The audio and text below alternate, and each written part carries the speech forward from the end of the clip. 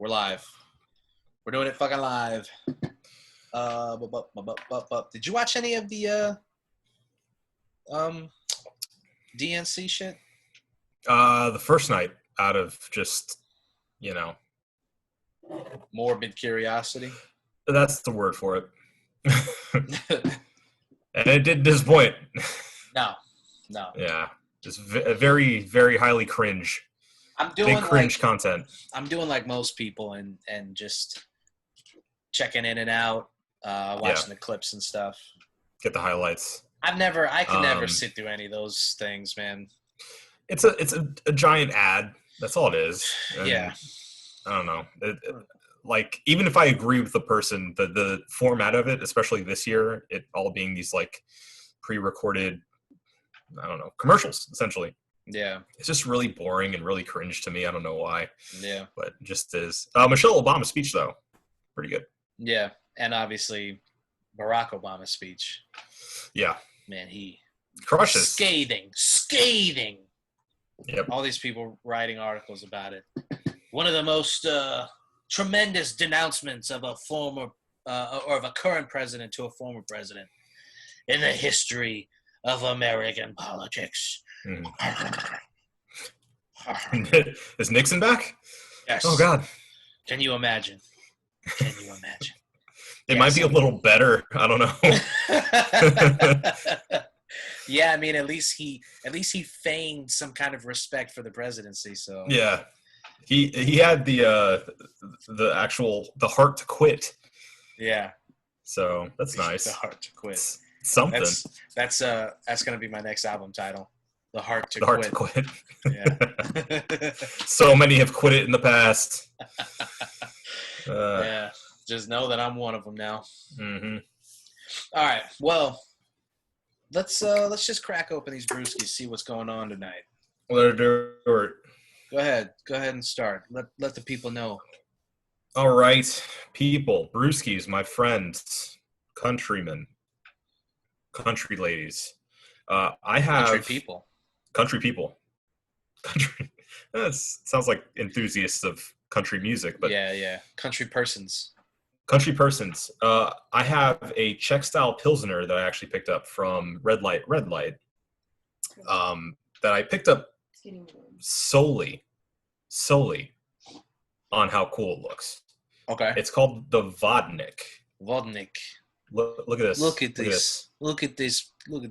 Vodnik Czech-Style Pils. Right. So I know nothing else about it other than it looks cool. So. All right. Sometimes that's all we need. Yeah. I grabbed something from Wicked Weed Brewing. Their Coastal Love Hazy IPA. Another hazy, because apparently we're in the season for hazy IPAs. Okay. I didn't realize that summer, every time I go to Publix, there's a new hazy IPA there. Get ready, because soon those will disappear for all of the Oktoberfests and pumpkin spice, blah, blah, blah. Oh, yeah. They Dunkin's already got their pumpkin spice stuff out. So, it's incredible. I know. It's insane. It's fucking crazy. It's not even September yet. No. But my name is Marco Dupa. That guy right there is Adam Obesius Rodriguez. Yeah. You heard the brews. Now let's get into the show. This is the One Baron Podcast. There we are. Lost to be found by someone to save you when you're down. Yes, I'm bored when it's bright out. So bored when it's bright out. 4 to 5 a.m. takes me to a place where I fit in. And now.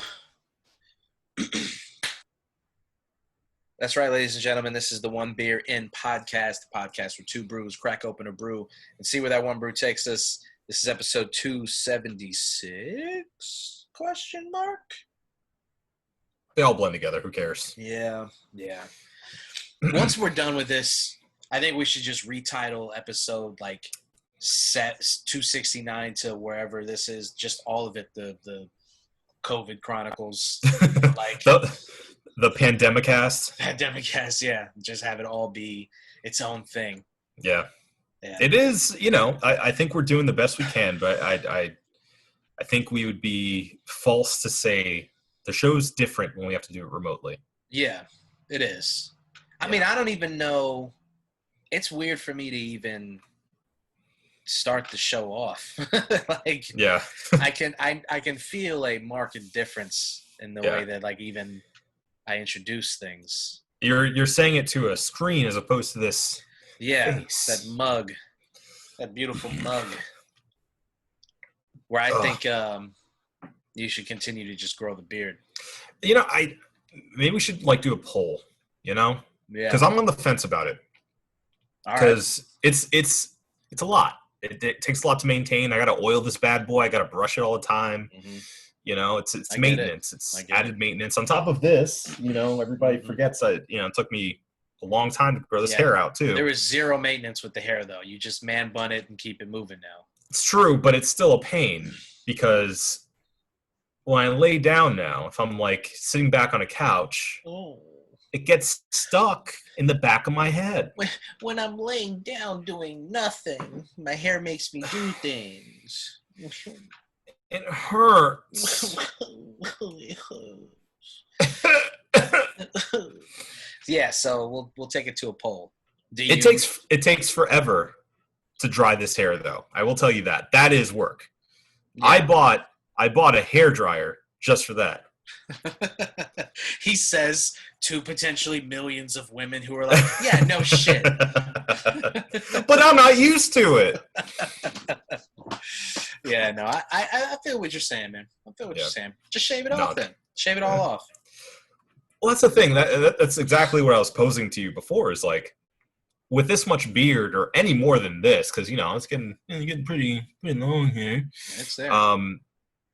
I feel like it's just like you have to start deducting from the top eventually, and like it's just kind of the way it goes. It's like the Wacky Willy, like with the magnetic, the magnetic hair that you can put up and down. Like there needs to be a displacement of equal hair up versus down. Yeah, I mean, I've always had this thing where if you're gonna have long hair, then you should have a manicured beard, and if you're gonna have a shaved head, then just let the beard flow. Yeah, right. Makes sense to me. Yeah, but then at the same time, it's like, I don't know. I say that in theory, but in practice, it looks good on you. Thank you. Yeah. Maybe just leave it where it's at right now. Okay. I think it's a good balance. Yeah, maintain this. That's good. Okay. You're good right there. Yeah. I might trim the mustache though, because the mustache is the part that sucks the most. Because literally, I have to every single time I eat, just. You gotta do an Action Bronson and just. Yeah. Oh, it's the get everything out of the way every time you try to take a bite. It's so gross. I hate it. It's so hard to maintain. So I might hit the buzzer right around there. Show off these luscious lips. Yeah, there you go. Yeah. Don't deprive the people, I feel like this is the year to let the lips out. So. Yeah, let's just let them out, dude. Just let those lips out.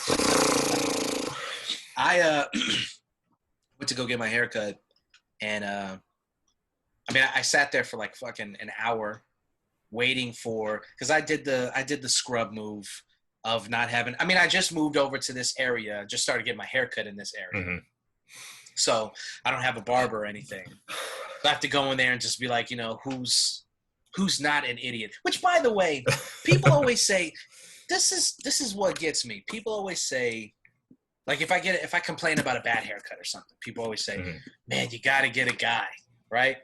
Yeah. How are barbershops running a business with a guy who can't do a decent fade? You know what I'm saying? How is that guy? I understand that there's a hierarchy, right? And there's, the either like the manager or I don't know, whoever brings in the most money, they get the front chairs, and then like I guess it goes back. Like the guy all the way in the back is like the fucking idiot who like chews on the clippers while he's waiting for somebody to come in. He sweets. He's like licking the hair on the ground. I get it. But at the same time, it doesn't make any sense that he has a job. If he can't, if I walk into a barbershop and every person can't give me a decent fade, that dude doesn't need to be working there. I just don't get it.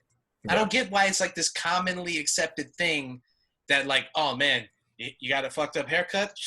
You should have got a guy. It's like, well, why couldn't that guy have been my guy? Why is he working? Yeah, and I understand, you have different specialties, right? Like everyone has a skill tree, basically. Right. And so some people are going to be always got to bring it back to video games. We have to. It's just it's what we know. That's how we live our lives. Right. But, like some people will be better or worse at a fade, but I feel like that's a fundamental at a barbershop, specifically at a barbershop. If you're going to like a beauty salon or, a hairstylist, a great clips, you don't expect them to be masterful with a fade. Right. Or even, some places even proficient, you walk in, that they can't do it right. Yeah. But a barbershop, I think if you are employed under that heading, you need to know a good fade. Yeah.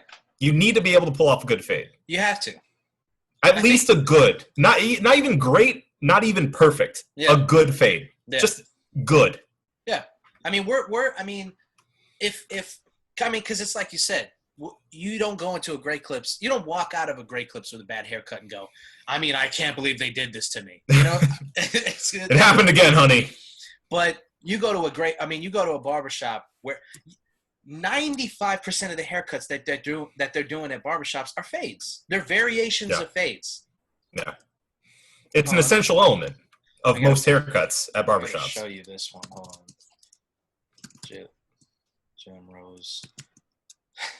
If you Google Jalen Rose, the basketball player, the first thing that comes up is Jalen Rose barber because of this haircut that went viral.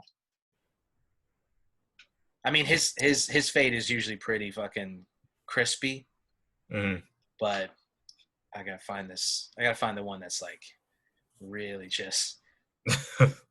It's. I can't believe it's not like the first result. What's going on here? One? Yeah, that one. What'd you search for that? It's just go to images. Jalen Rose. Oh, there it is. It just popped up now. It's really weird. Okay.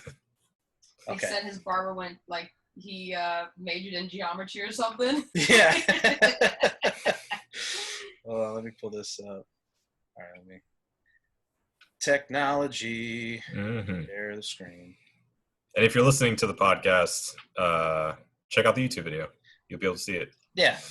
Look at that. Oh my God. Look at this haircut. Oh my God. Oh my God. It's like the dude had a ruler and was cutting this. This looks like he cut it with a template. Yeah. And not to mention that little swoop in there. It looks like calligraphy. I don't know. This half moon here, come on. Yeah. Incredible. No, and look at the waves. This looks like it was made in a factory and then just attached to his head. It's like what you would get from like a Lego character. Just pop it on. Just pop it on. Yeah. This is what I'm talking about. Like, I'm not asking a guy to do this. This is like a $130 haircut. Probably more. Yeah. Probably took like 2 hours. Yeah, I'm not asking for that. Just asking for somebody to know long, short skin.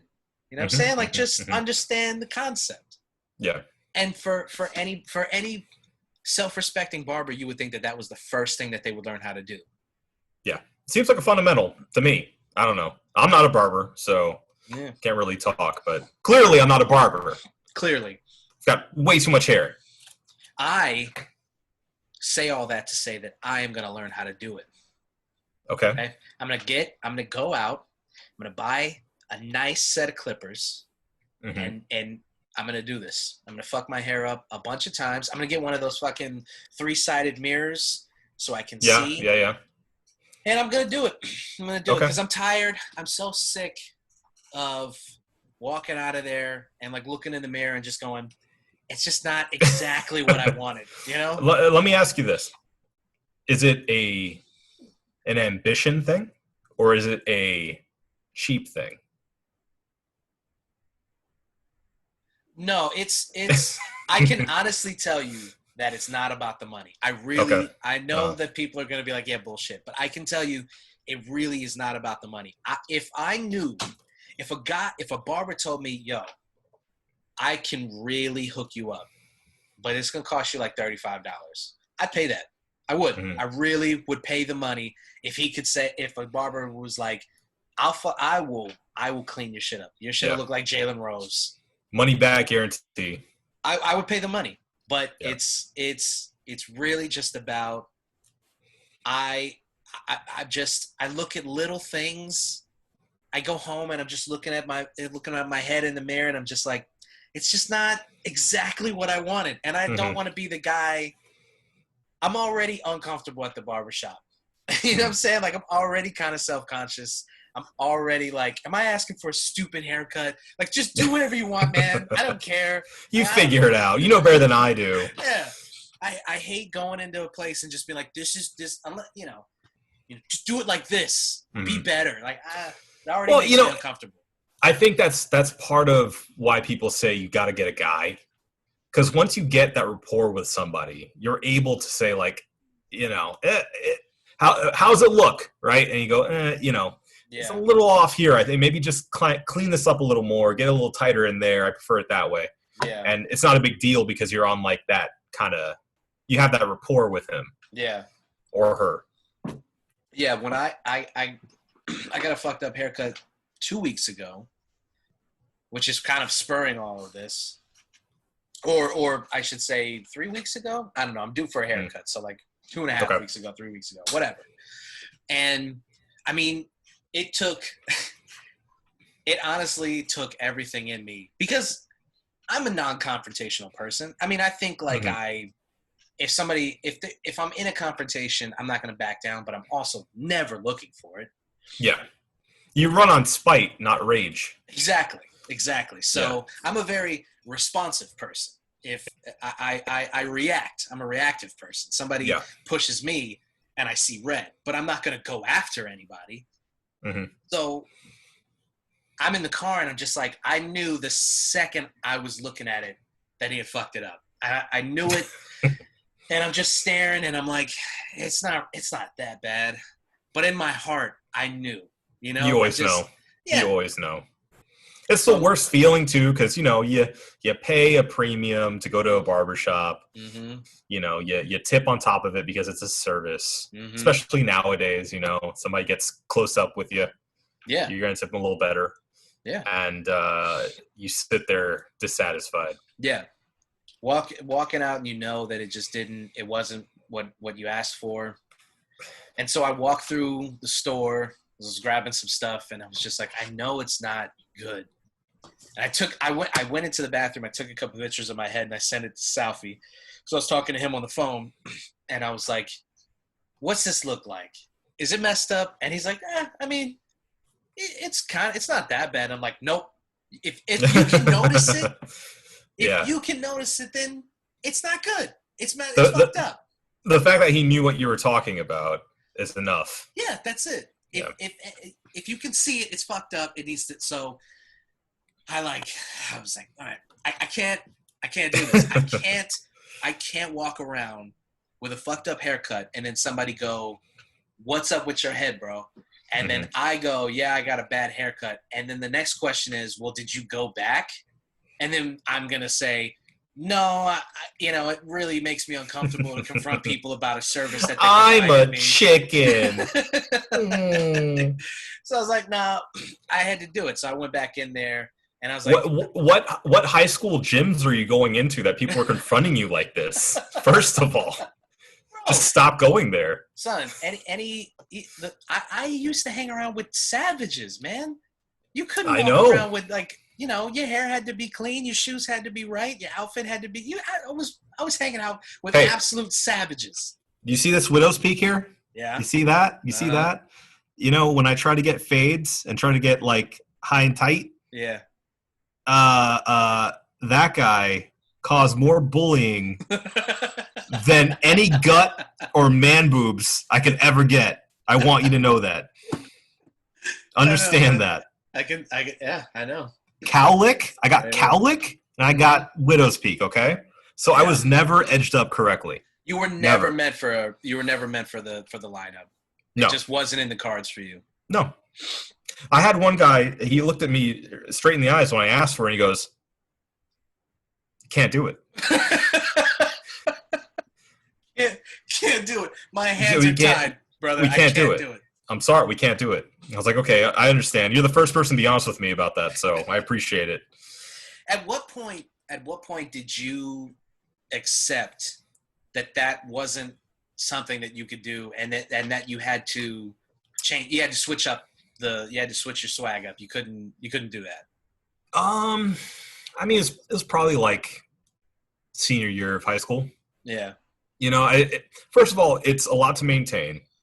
Secondly, same deal. You're paying a premium, especially in high school. You're paying a premium to go to a barbershop for a specialist, essentially. Yeah. To edge you up right and do all the bells and whistles, which I appreciate. I like the straight razor edge up and like getting all that jazz. But after I realized that like just that style alone wasn't right for me, it's like, yeah, whatever. Let me try something else.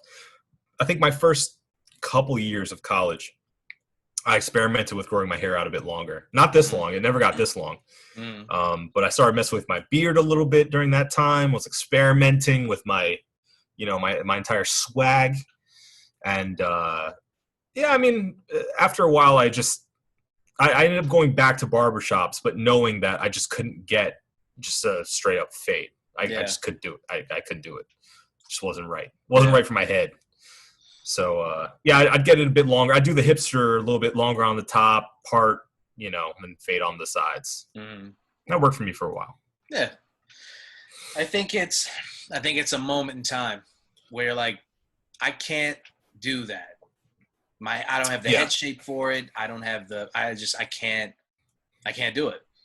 Well, yeah, I mean, and especially back then it was like, that was another status symbol, that Jordans, Air Force Ones,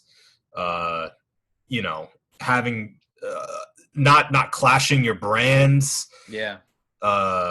listening to the right music, all that mattered a lot more in high school. It was all part of the show.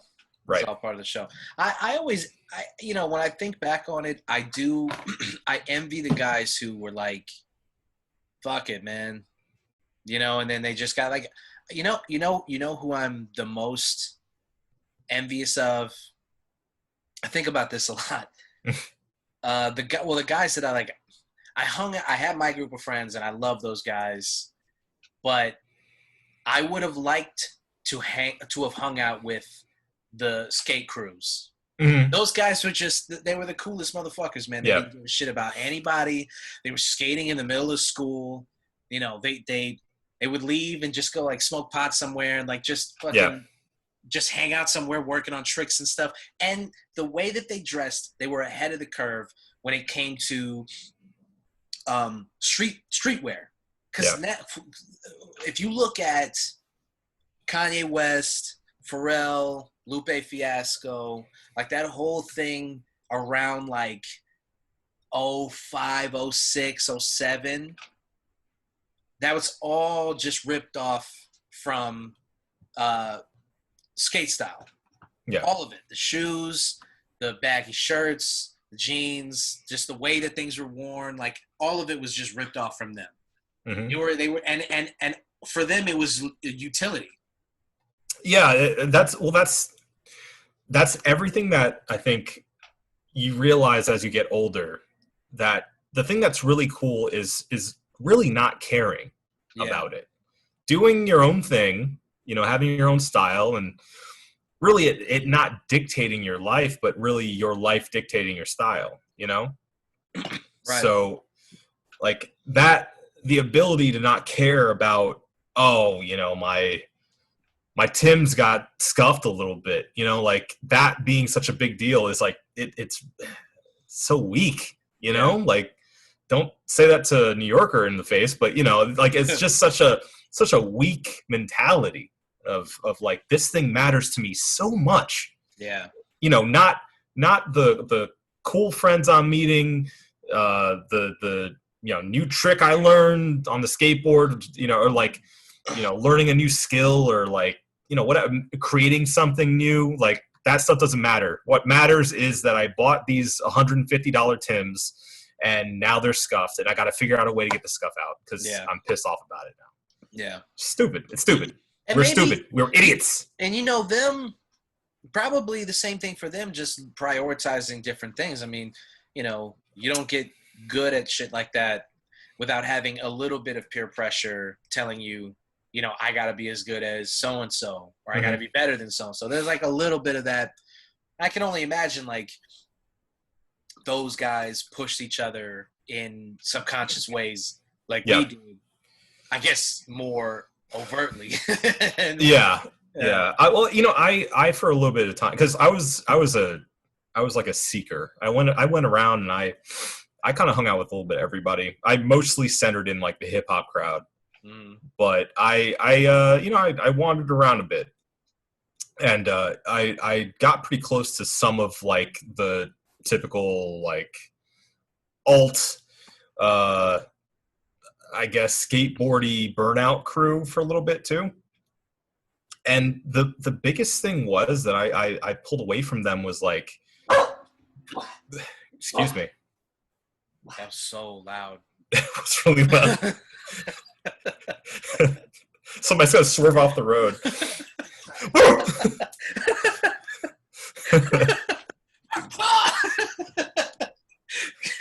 Go ahead. What was your takeaway? The biggest thing that I pulled away from that entire crew that I didn't have with a lot of the hip hop kids was that it was really all centered around positivity.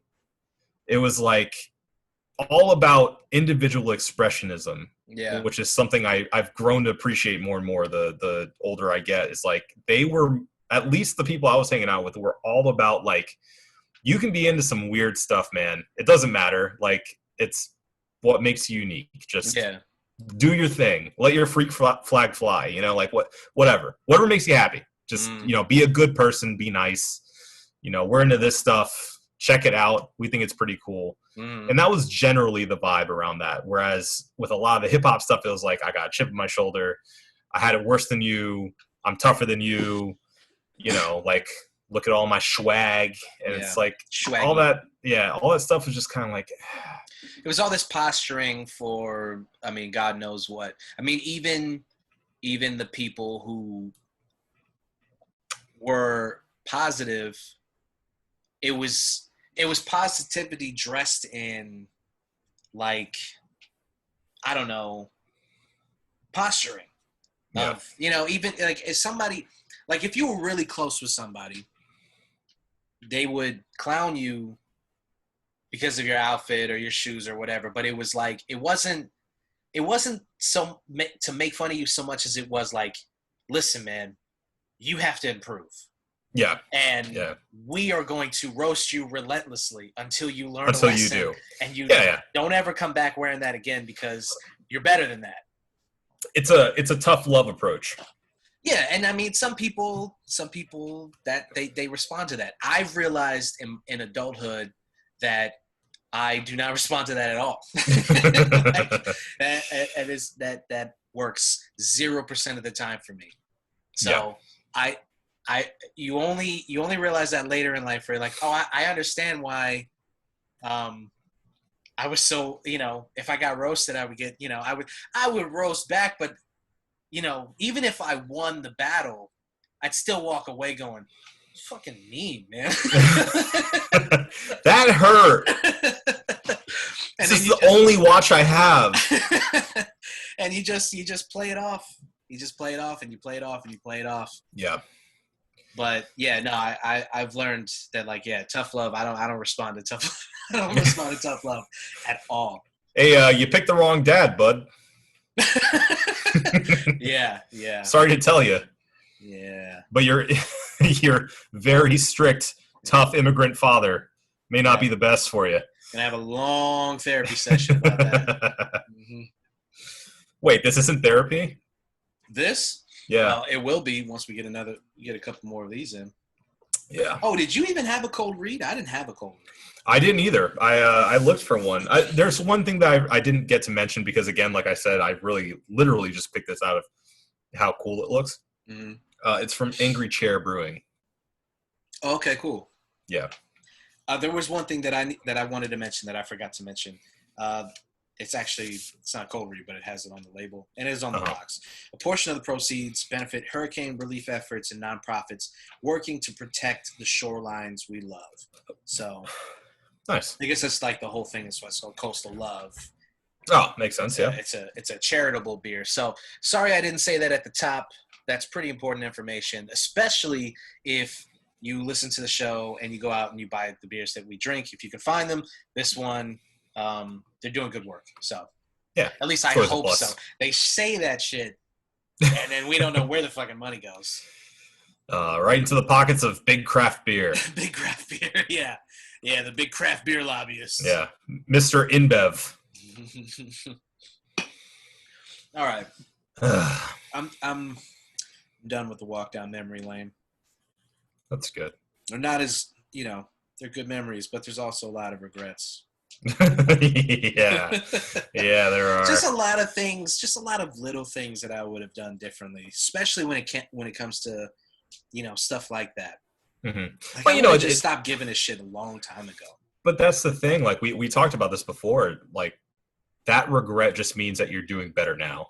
So that should be the takeaway here. Yeah. Yeah, I guess. I mean, it just, life lessons, man, they take so long to fucking learn. They take too long. See, that's the thing. This is the cycle. I've realized. Listen. I'm listening. I'm over 30. I can talk like this now. So old. So old. So old. You realize that this cycle just continues, and it's fine that it does, but you try your best to break in a way, and maybe you'll get through to somebody. But the way it works, you think you're hot shit when you're a teenager. You think you understand everything. You grow up a little bit. You have regrets. Get a little bit older. You're able to talk to the younger generation. Tell them your lessons that you learned because yours took so long to learn. Mm-hmm. They go, fuck off, old man. And then that's it. That's the cycle. And that kid grows up and goes, hey, it was kind of right. Gonna listen to that old man. Let me tell this kid. And then he tells him to fuck off. Exactly. It's the circle so of life. On and so it's beautiful. Forth. Yep. It just continues down the line. Mm-hmm. Yep. Yeah, but hopefully something sinks in, Yeah. Yeah. I mean, I don't know. I guess I didn't have anybody older than me telling me, don't do that. You're going to regret that later. Yeah. When it came to shit like that. So I guess that's the thing is like the people a generation above me or like my brothers, I looked at them, and I would see them, I'd see like my brother make a mistake or do something or get in trouble or something and like learn a lesson that way. But there was never a moment where it was like, hey, look, man, your whole thing is all off. You got to do this, that, and the other thing. You got to, you know what I'm saying? Like there was never, I don't know. There was never that sit down moment. Well, and it's at least in my experience, it's not really just a big sit down, come to Jesus moment. It's a lot of little things that they'll sprinkle in from time to time, or even just seeing from experience. Like seeing them make mistakes, or seeing where their lives are going, and kind of going, okay, that's either a positive or a negative thing that I want to do or I don't want to do. And I mean that alone is helpful, as opposed to not having any context for anything coming in the future. Yeah. That's why like something like, if your parents or if your older siblings went to college, you have a context for college now. And it seems like a more realistic thing that you can possibly do in the future if you want to do it. Right. Whereas if you're a first generation person going into college for the first time, it's all on you. Like you have no way to fathom what that's like, what you need to do, what you need to expect and you know how to study right and all this stuff. It's way harder for like kind of that first generation of people. Yeah. So I think having siblings, having parents that are around, all help with that kind of stuff. Yeah. I guess. Yeah. I see what you're saying, but still, would have been nice to get G-checked in a nice way. Can you G-check in a nice way? I think you can G-check in a nice way. I think you can dress somebody down without dressing them down. I think there's a way. It's a G nudge. A G nudge. Hey. A G. Yeah. Come on. Hey. Don't do that. Yeah. Do that. Yeah. I don't know. Who knows? We're here now. Right. Exactly. You learn. You live and you learn. Right. Yeah. It's only later in college when I'm like, oh, that's how I want to dress. That's the kind of music that I really want to listen to. If you told high school me, some people are yelling.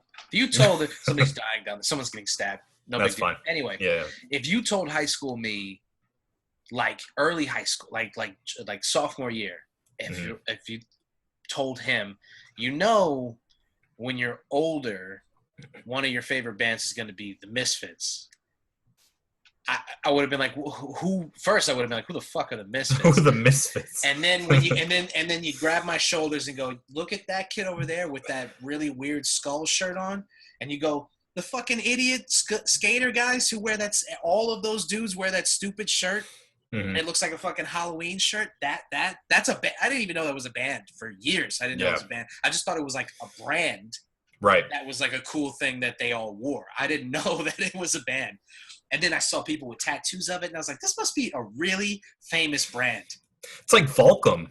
I thought that's what it was. I thought it was like that or like Girl or whatever. You know, I just thought it was like a really famous skate brand or something.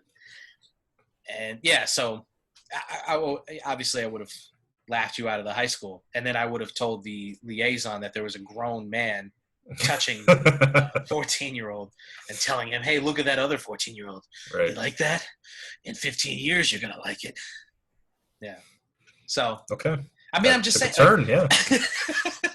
I just, no way I would have known. No way I would have known. Yeah. You know? So. Well, you find everything when you should, I feel. So. I think that's a good takeaway from this. You find everything when you should. Not when you want to or when you're supposed to, but when you should. When you should. Yeah. That's good. All right. That's good. All right. Let's get into some newsy things, my man. Because a lot of shit happened this week, and we probably can't even get to all of it. I'm sure we can. There's a lot. Do I have time to grab a beer? I am all out of mine. You have all the time in the world, sir. Okay. Go and grab a beer. I'll find... Check on Lottie. She sounded pretty upset there. I don't know. What are you playing, Lottie? Oh, Mario Kart. She's playing Mario Kart.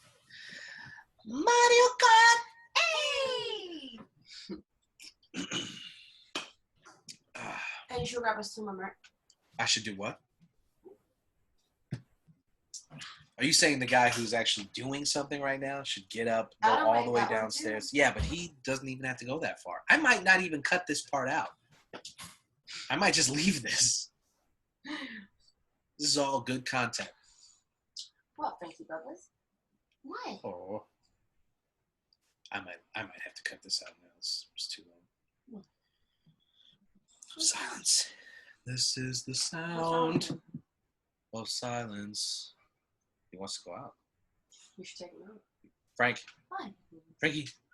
Yeah, he's gotta go. You gotta go outside, bud? Yeah, he's gotta go outside. Where you go, my buddies? Please.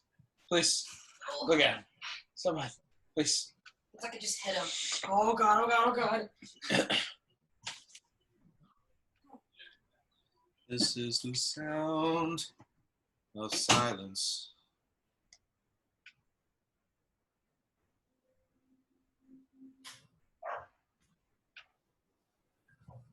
Hello, darkness, my old friend. I came to talk with you again.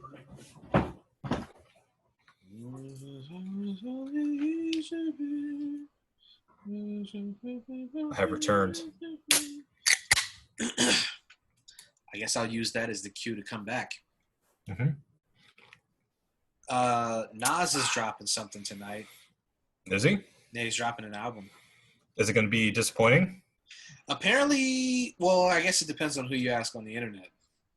Anyone except for Nas. Well, Nas, the album is produced by Hit Boy. Okay. And he's a good producer, and so everyone's kind of tentatively excited because is it like fully produced by Hit Boy? Yeah. Okay, yeah. That's cool. I'm always excited when there's a single producer artist project. Always. Those tend to be way more cohesive and generally better. I don't know. I mean, I can't even off the top of my head think of a project that was one rapper, one producer that wasn't at least good. They don't all have to be classics, but they're always good. I can't think of a whack one right now. Yeah. So, I mean, if have you heard Ultra Black? Yes. So that, I mean, this is a good first single. Mm-hmm. So he's coming out with some shit.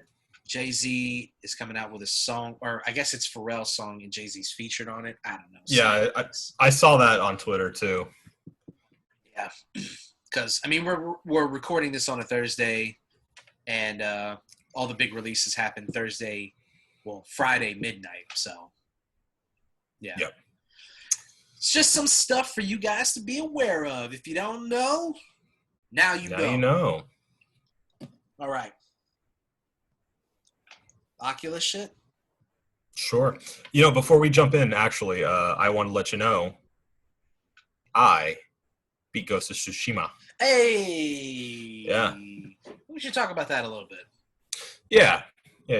Just because I don't want to do a full spoiler cast. No. Let's stay vague about stuff. And, people are still playing it. It's not a short game, so. Did you wait until you did everything and then finish the main story? No, I still have a few of those like side quests, just the ones that are in like the triangle things. Yeah. Like I have a few of those. I think I have like maybe 5 of those left. Yeah. A smattering of, question marks and stuff. But did you do all the mystic stuff before you finished the story? For sure. I did all of those, and I did all of the character specific side quests. Yeah. The mystic stories, to me, that's honestly the highlight of the game. Yeah. For me, they're really good. They're so much fun. The lore is so cool. The way that they're set up, the way that you have to, I mean, it's not a spoiler. I'm not going to spoil like each thing that you have to do, obviously, but it's just really, it's just really fun it's not just go here, defeat this guy, and you get the thing, right? Or even just go and find this thing. They make it specific to the thing. They make it specific to the lore. It makes sense.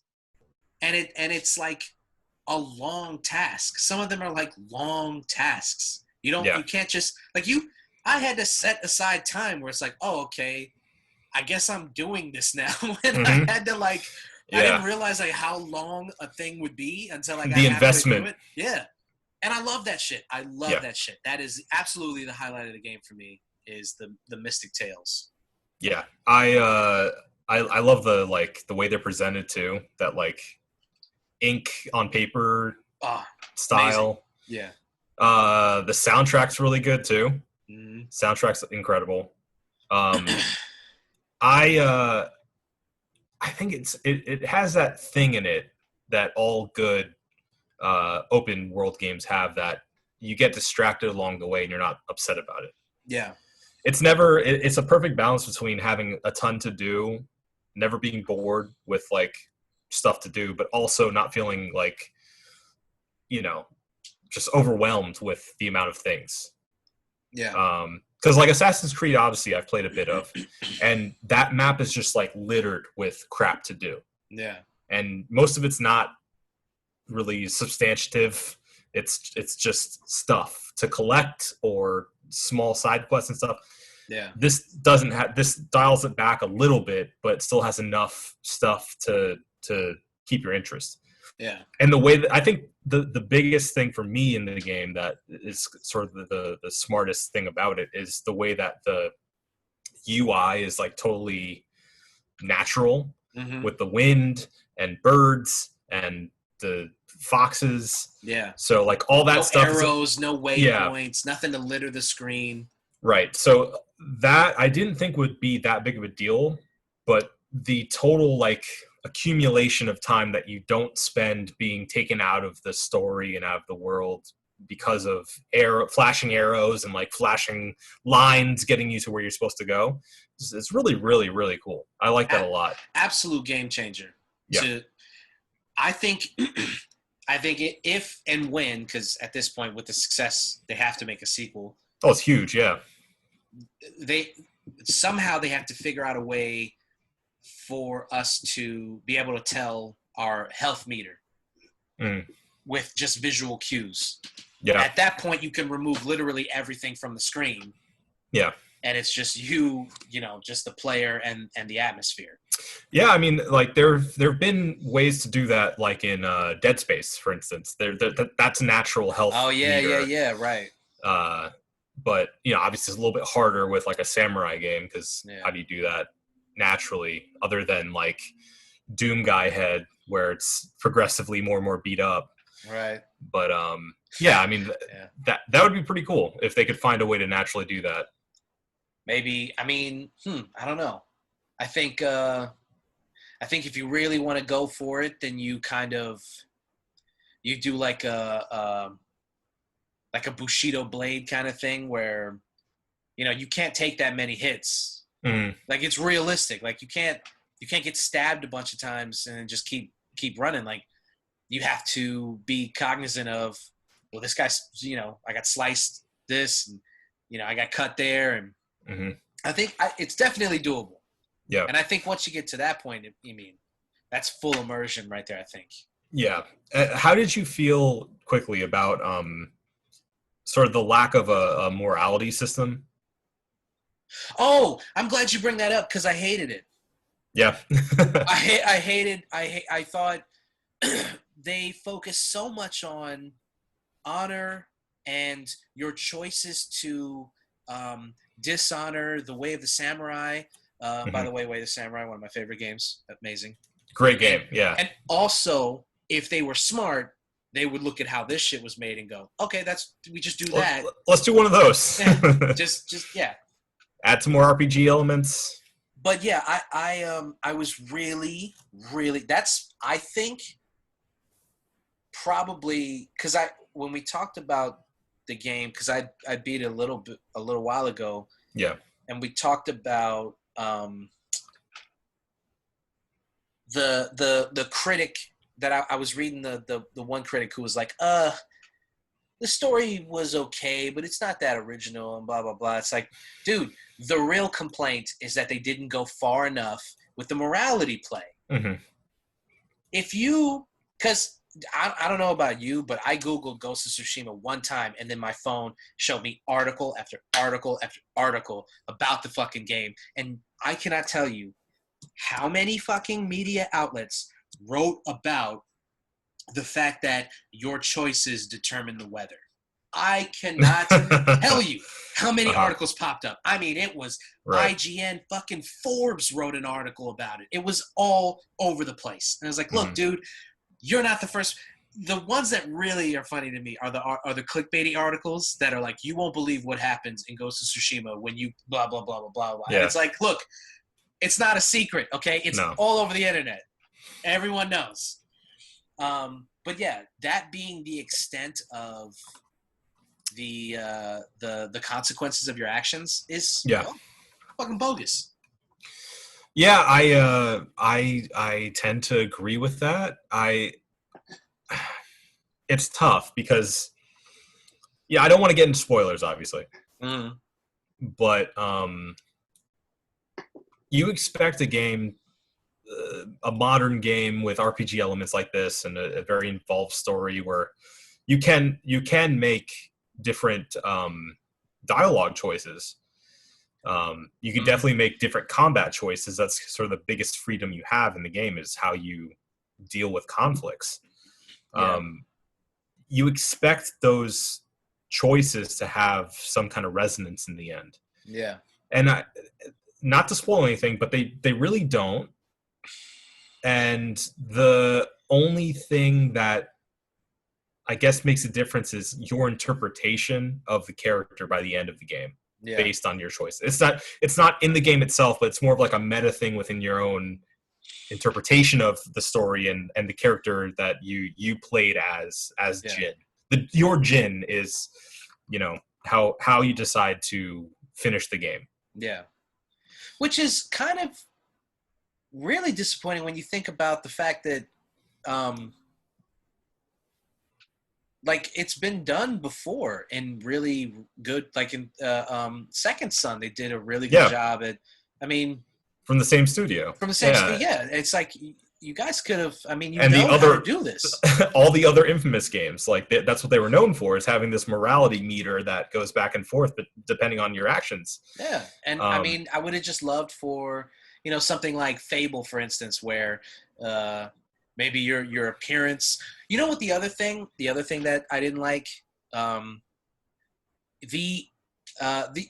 you don't really affect the environment so much as I wish that you would have. So I'd say, like, I'd go to a village or something, and this happened to me multiple times, where there'd be two NPCs, and they'll be like one of them was like, man, if only this so-and-so legendary person was here, and then they'd say something like, I heard his armor is blah, blah, blah, blah, blah. And that's one of, like, the Mystic Tales, for instance. Right. And, dude, I swear to God, I would walk up to those NPCs wearing said armor, and no one would react. I just circle around them like, dude, look at... It's me! Look at me! So I hope that they take that to heart. I hope that in the next one, like, if they're talking about fucking this guy who murdered a bunch of people, and then his armor is set on the top of a fucking mountain, and I climb the mountain to grab none of this is a spoiler, by the way, but if I climb the fucking mountain, grab the armor, and then I'm wearing it, I hope that there's a reaction to that. Like, check the drip, bro. Like, look at me. I did this for you. So I didn't like that either. And so to kind of get back to, like, his appearance could have changed. He could have, like, started looking, scarier, and, like, grown out his beard. Yeah, just something to some indicator. Yeah, without having an actual meter, because that's too on the nose. But what I like is I like Fable. Fable did it really well. Mm-hmm. Where the more people you murder, you're more intimidating, and your literal appearance, it starts to change. Like, your skin gets pale, and then it gets dark, and you get all these scars on your face and shit. But it's not a meter that says you're being a bad guy. It's a gradual thing. The more you do it, and then if you start doing good things, you can turn it back and change your appearance again. That's what a cool way to do that. Yeah, there have been tons of games that have done that. Yeah, I think the excuse that they would probably have is that they wanted to tell the story the way that it ended. I guess, like, where Jin ended up, and wanted that to be consistent. But I just think, like, even something like a little nuance to it, depending on how you played the game, like, it edges more one way or more the other. You can still have the final outcome be the same, but, like, at least having that shade of difference would have helped out a lot. And I think you could have the linear story work while also choosing how you want to play, and then the ending working the same. Yeah. I think, I mean, we'll talk about it later, but I think it still works. Mm-hmm. I think you can very easily keep the story as is for the most part, and then still have people react to your choices more often. Because, like, there was that moments in the beginning of the game where you do some ghost shit, and then you get that flashback of, like, Jin, you're not this person. And you're like, right. Yeah, but I kind of am. You probably shouldn't do that voice. I'm just letting you know. Yeah, it was not a good one. It was not a good. It was really, I was offended, and I kind of wanted to just keep it moving because I offended myself. It's not good. I apologize. It's not a good voice. It was a bad impression. But yeah, I think they they did that, and I thought, if they were going to continue with that it was going to have a larger bearing on the story. Yeah. And then it kind of just goes away. Well, and that's exactly it. Like, I felt like as soon as you saw that, I was like, uh-oh, I'm playing wrong. I want to do the good playthrough. Right. But then it happens more and more, and then you're like, okay, this is what you're supposed to do. Like, there's no way around this. You have to play this way. Well, I mean, especially when they force you to play that way in some of these instances. Yeah. Which, it's fine. It's really fine if that's what they want to do, but it's hard to do in a big open world game. Like, that's more acceptable in like Last of Us 2, where it's like, okay, we're on this linear path. This is the story they're trying to tell. Mm-hmm. As opposed to like, here's the world. Do what you want to do when you want to do it. We'll get there eventually. Yeah. Yeah, I mean, I think that's the biggest flaw with open world games is your choices really aren't your choices, even when they pretend like they are. Yeah. So in like linear games, there's no illusion. Like, you're just playing a already paved story for you. Mm-hmm. And we're just showing you the story, and we're letting you play through it so you can enjoy it more interactively. But at the end of the day, you're playing through the story that we want to tell. Right. Versus open world games, which pretend to give you a choice and pretend to let you play it the way that you want to play it, when at the end of the day, you're still playing a linear story. You can go as roundabout as you want to, but at the end of the day, you're still going to get to where we want you to get to. Right.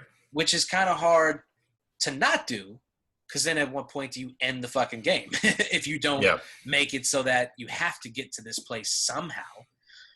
But I think your choices have to be more reflective of, or I should say the story should be more reflective of your choices. Yeah, I agree. I think that's one of the flaws of it. It didn't affect my enjoyment of the game overall, though. Like, I actually, it's funny, the more I played it, the more I liked it. I started off a little bit cold to it. I was like, this is cool, but it feels like kind of stiff, and kind of like it kind of panged of like, this is clearly an American interpretation of Japanese culture. Yeah. And it felt inauthentic to me just off rip, because I honestly think it's just because of I chose the English voice acting when I first started. Well, did you change it to Japanese?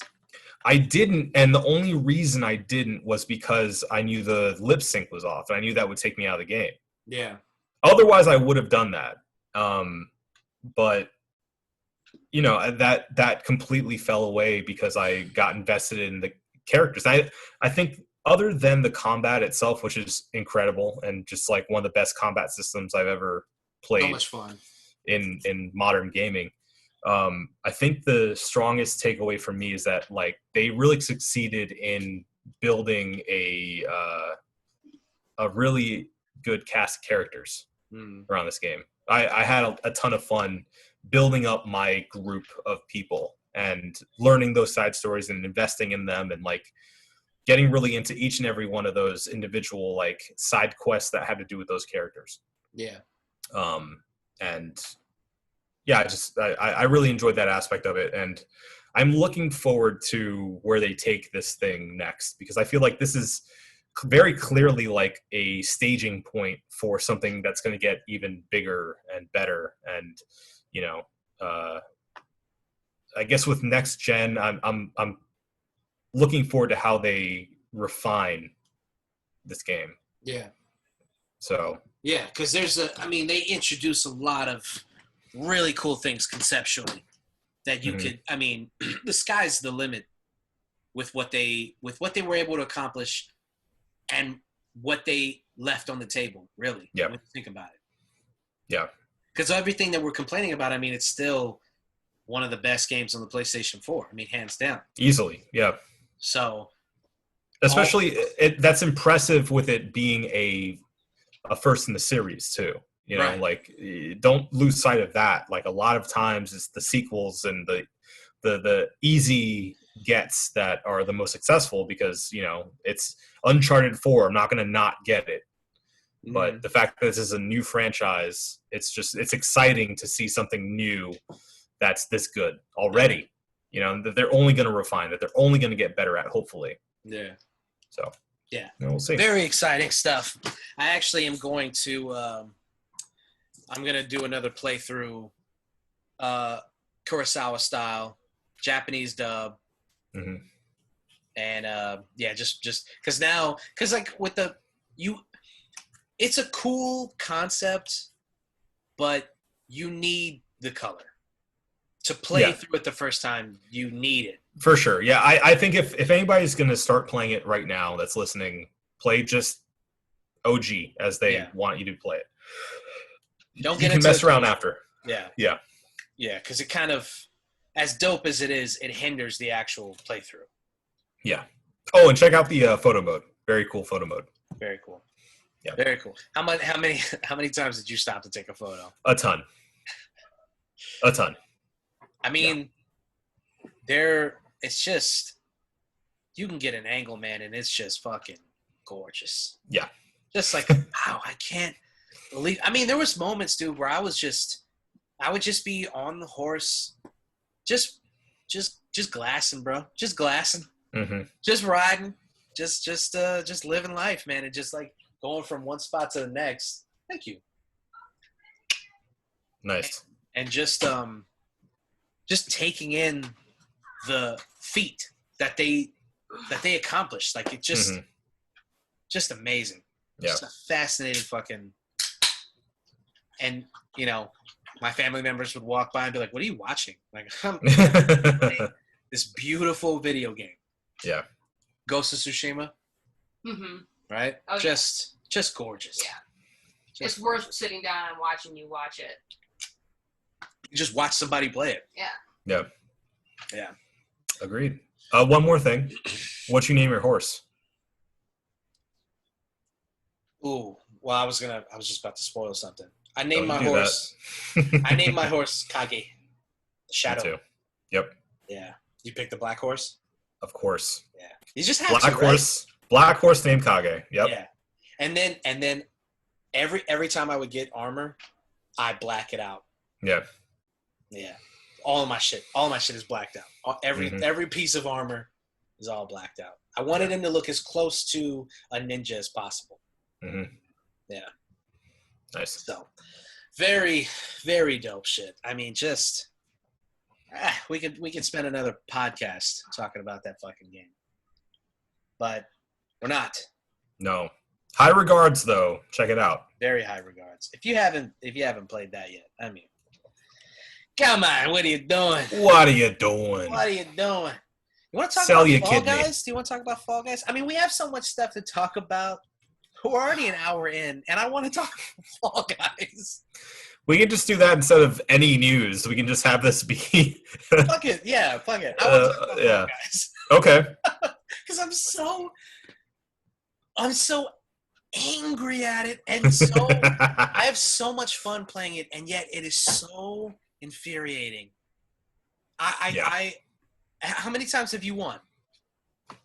This many. You haven't won yet. Not even once. To be fair, I haven't been playing it a ton because I've focused on Ghost of Tsushima. Yeah.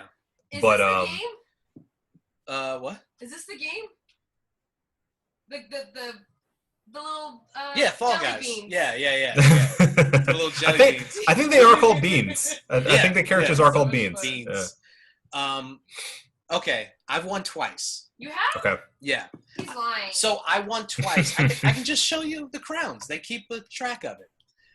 I won twice in the first week that I was playing it. Okay. And I didn't realize how lucky I was to have done that.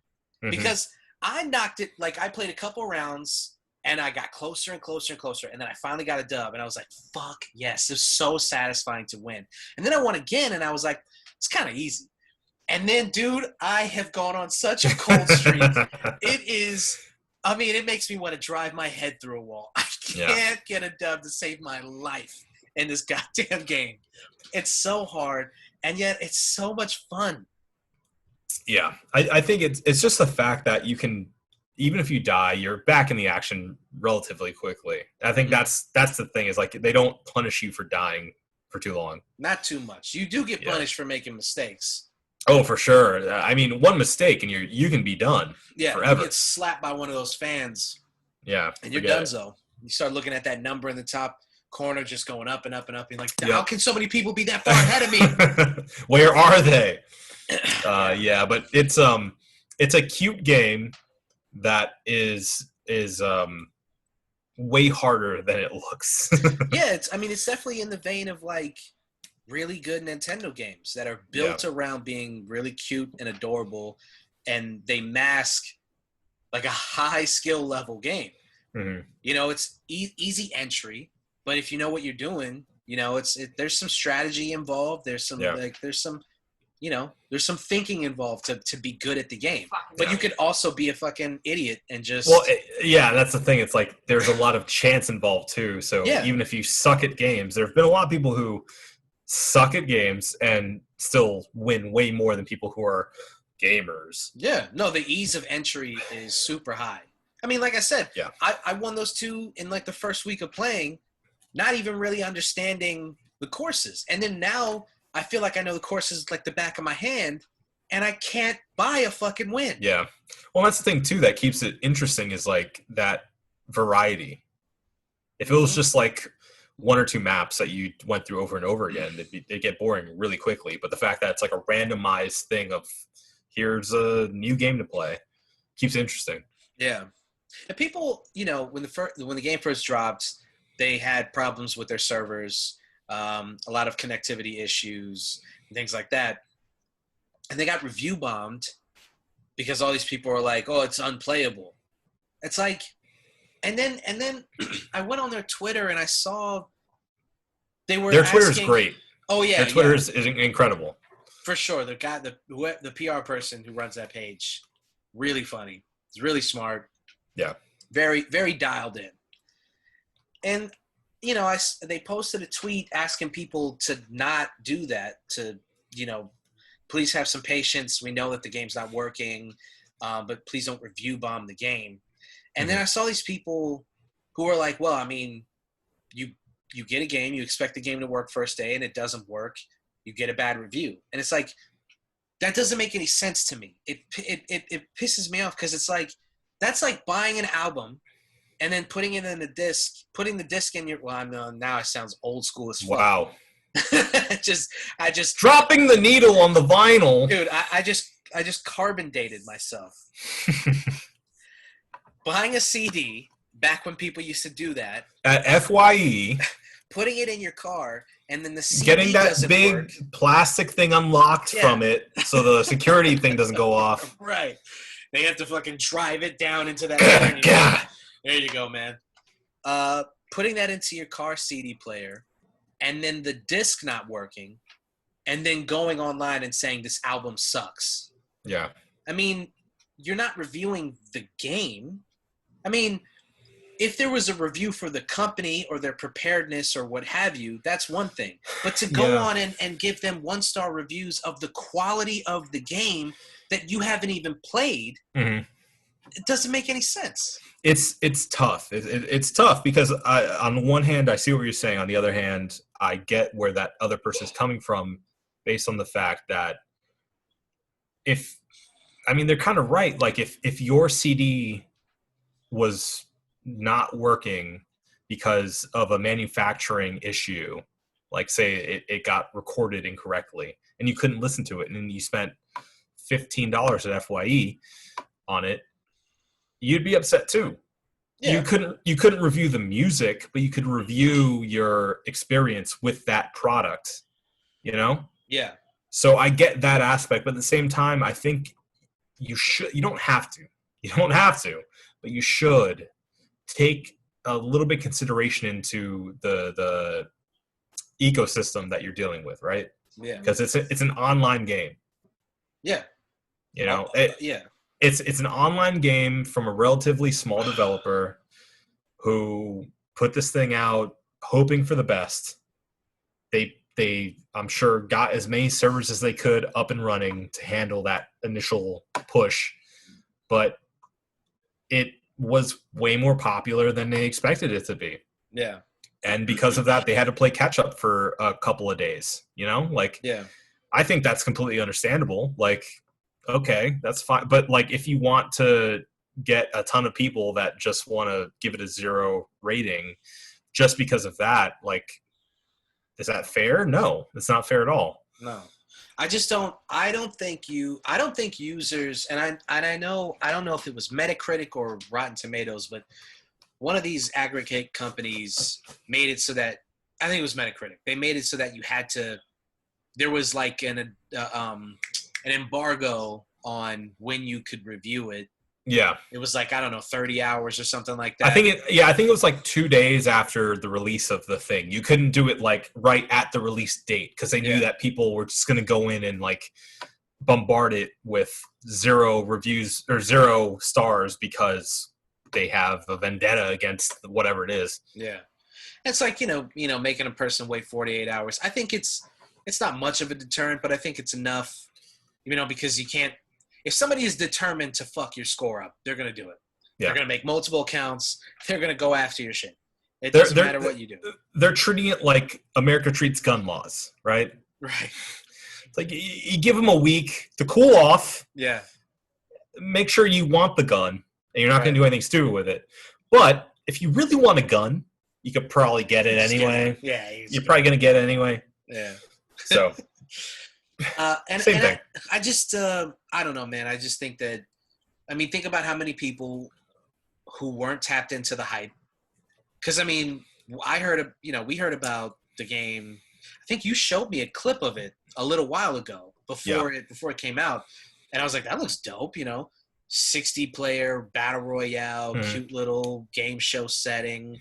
Basically loosely like on Gang Beasts. Yeah. That we used to love. We loved. Yeah. So all of that works, and I'm like, I'm into that. And it was free on PlayStation Plus. Instant download. Yeah. So for me, there was nothing that was going to deter me, even if it got even if it was a dog shit game, I was at least going to try to play it. Yeah, why not? You got PS Plus. But I say that because how many people do you think weren't tapped into the hype, went on Steam or PlayStation Plus, saw it getting bombarded, but didn't understand why? Because how many people are actually going to go in and read the reviews and people saying it's unplayable as opposed to I played it, it sucks. I just don't. Yeah. And all of those people not playing the game now because they were like, oh, well, the hype was for nothing. It sucks. I'm not going to play this. Mm-hmm.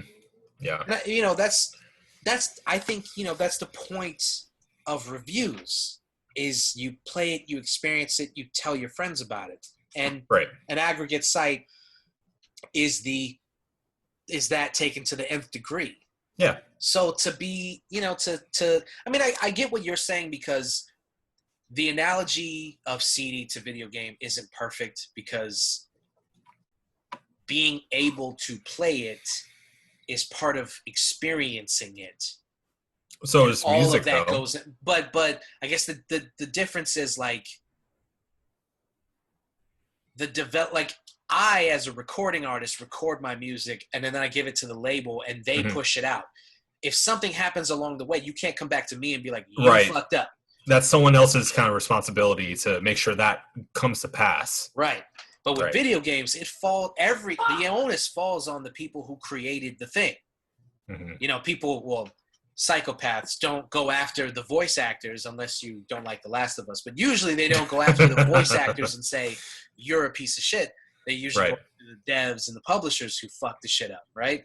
And I think that's the difference. If you're trying to send a message to the people who made the game, you review bomb it, whether or not you got to play it, just to let the whole company know how you feel about it. Yeah. But I still think that that's unfair. Yeah. Because the whole thing is, this is what I experienced. Oh, fuck. I guess it's the whole thing, right? The whole thing is what you experience. If you couldn't even experience it, you have to tell somebody, right?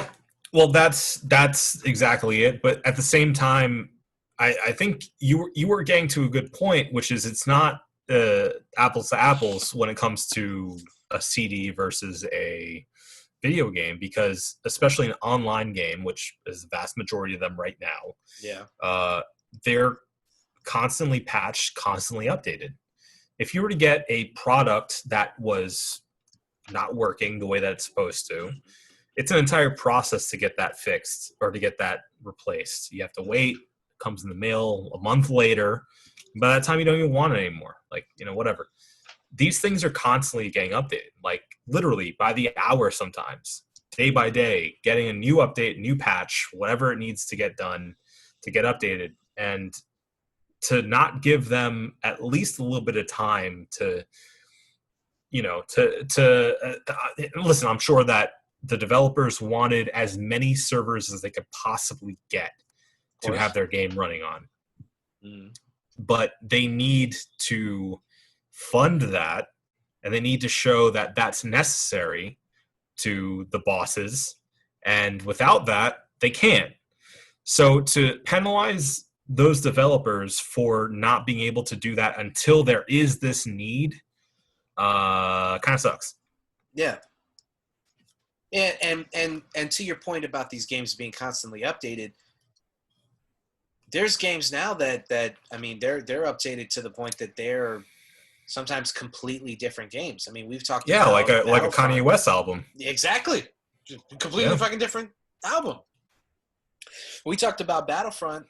I don't know how much detail we went into it, but I mean, when it was first released, I mean, people hated it. Yeah, Battlefront 2 especially. Battlefront 2, yes. Battlefront 2. Battlefront 1 was, I love that game from the time. It's good. It's good. Battlefront 2, they, EA tried all this other shit and, whatever. But at the point where they put Battlefront 2 on PlayStation Plus for free, at that point, it was a completely different game. Yeah. From almost ground up, a different game. Yeah. And it's just, we're at a point now where it's like, it's kind of unfair to, but then again, what do? Just not review the game until 8 months after its release to give the developers the benefit of the doubt? Like, you can't do that either, right? It's like you should be able to, like, the game should be more or less what it's going to be at launch. Well, and here's the thing, like, even major outlets like IGN are doing updates on their reviews for online games sometimes. I think they did that for Battlefront 2. Yeah. So, if on launch, let's give it a week. Let's see how it shapes out after a week, right? Yeah. If it's still not, if the issues are still not being addressed, or, there's still major flaws to it, review it. Fine. I'm okay with that. Yeah. But then if something changes dramatically within a few months, a year, whatever, you can change your mind on something. Yeah. Like, that's okay. Especially with these games that, like we were just saying, become radically different than they began. Yeah, I don't think a lot of reviewers are taking into account the evolution that video games has taken in the past, like, 10 years, past 5 years. Yeah. Because back in the day, a game was what it was. And that was it. So you could review it in the first 12 hours of playing it, because even if you hadn't finished the story mode, like, I get it. This is the game. Nothing's going to change. I got it. I don't need to finish it to understand, like, if I'm reviewing the story, obviously I need to finish it. Whatever. I'm talking about the mechanics of the game. Nothing's going to change. So what do I need to fucking, you know what I'm saying? But now we're at a point where, I mean, these games become, Destiny, for instance, Destiny 2, from launch to now, again, is another game that is completely different. Yeah. With all the DLC that's involved or released, and, like, you get all of these new stories and all of this, like, all this shit that just improves the game. But then at the same time, I guess the onus does kind of fall on the developers for putting out a bare bones game and then going, hey, man, 6 months from now, you're going to really love this shit. Like, just put it out 6 months from now. Don't give me the nothing game. Yeah. And then I have to like deal with it until you figure out what makes it work. Yeah. Well, I mean, and the sweet spot I feel is kind of what Ghost of Tsushima did, which is it's not an online game, first of all, but it didn't even talk about this in its press coming out, but it's giving us a free DLC expansion essentially that makes it a co-op game and this weird like kind of it looks like horror slanted DLC, which is really cool. So it's great because it gave us more than enough to give value to that purchase for the first part of the game, right? But then gave us more. There's even more coming, like. Right. So, I hate to do it, but I gotta bring it back to Overwatch, man. No. I'm just saying, you buy the game at launch, and it's already a great game. And then what do? Introduce free cosmetics. They introduce free maps, DLC in the form of, new game modes, different seas. I mean, they just nailed it. I don't understand to this day. I don't get why other developers aren't just going, look what they did. It's working. Let's just do that. I don't get it. I don't understand. It's I guarantee not the developers. It's the publishers who have all the money and who are saying, we don't think that makes sense. So let's charge for everything and, put in as many transactions as we can get away with. Because we're about making money. That's it.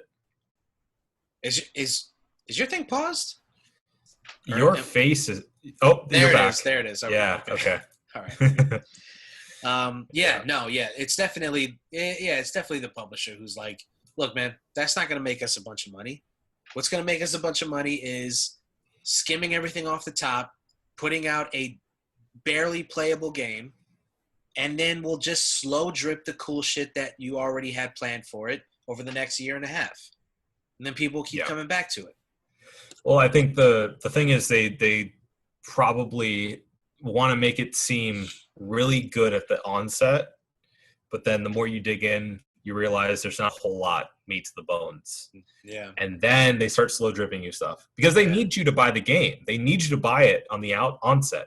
If they make a crappy game, you're not going to buy it, and then you're not going to be stuck on to this thing. Like, they need to have a really good core. It reminds me of Destiny. Destiny had a really good core. Yeah. Right? Like, the shooting mechanics, incredible. Awesome. Really good, really fun systems, really fun to play. But then after a little while, you realize there's not a lot here. Yeah. But I want more. And that's where they get you. Because it's like, okay, well, we'll give you more expansions and stuff here. Upgraded this, bam, bam, bam. And then that's how it's really done. So, like, the developers need to make a good product first and foremost. But if there's not enough there, you still feel exploited if you're not getting enough for your money on the initial push. Yeah. So, I mean, I for one would prefer that you just charge me more for a game, and then don't treat it like a free-to-play game or like an iPhone game where you're putting in these ads to, upgrade for another $60 or whatever. Right. So, they say new games are like going to be $70, which is fine by me. I'll pay that if we don't have to deal with, obtrusive DLC and add-ons and shit.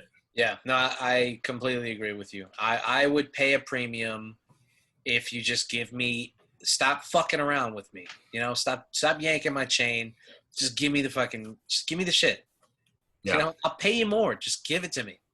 Yep. I'm not going to pay double though. I'm not going to pay $60 for a broken game and then another $60 for the DLC. No way.